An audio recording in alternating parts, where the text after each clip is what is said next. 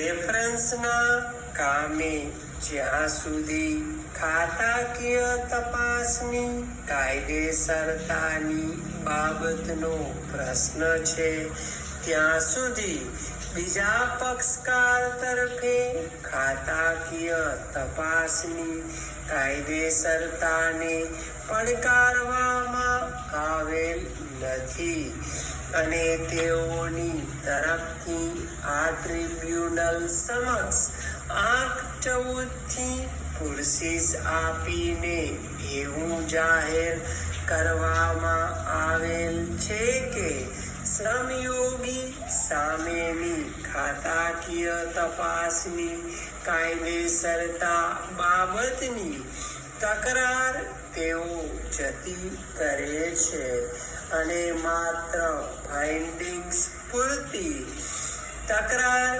ઊભી રાખે છે. આમ જ્યાં સુધી ખાતાકીય તપાસની કાર્યવાહીની કાયદેસરતાને સંબંધ છે, ત્યાં સુધી વિશેષ ચર્ચા કરવી અનિવાર્ય નથી અને પુરસીસમાં જણાવેલ હકીકત મુજબ તપાસની કાર્યવાહીની કાયદેસરતા બાબતે કોઈ વિશેષ પ્રશ્ન રહેતો નથી.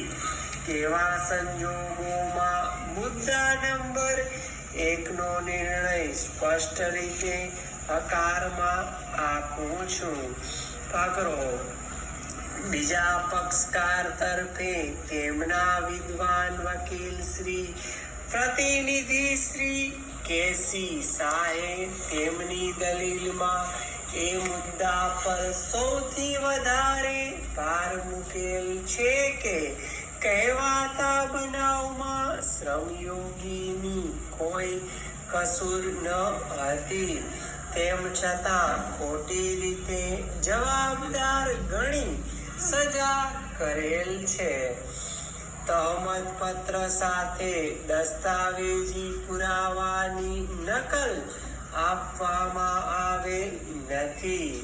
રિપોર્ટરની ઉલટ તપાસ કરવાની તક આપેલ નથી. શ્રમયોગીને બચાવના સાક્ષી પુરાવા રજૂ કરવાની તક આપેલ નથી.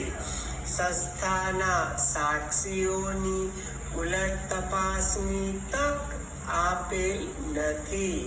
તપાસ અધિકારીના બેઝલેસ અને મનસ્વી તારણોને આધારે સજા કરેલ હોય તે સજા રદ કરી રેફરન્સ મંજૂર કરી શ્રમયોગીને જે કોઈ નાણાકીય નુકસાન થયેલ છે તે પ્રથમ પક્ષકાર સંસ્થા ભરપાઈ કરી આપે તેવો આદેશ કરવા વિનંતી છે. પકડો.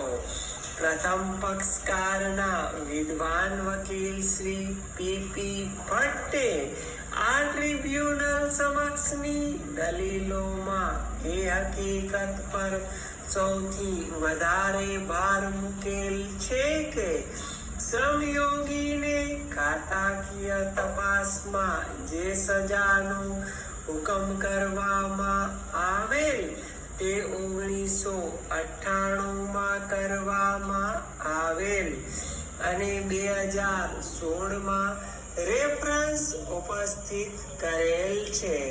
આમ 18 વર્ષ પછી રેફરન્સ દાખલ કરેલ છે, જે અક્ષમ્ય વિલંબ છે અને માત્ર ને માત્ર સમય મર્યાદાના મુદ્દા પર રેફરન્સ રદ કરવો જોઈએ.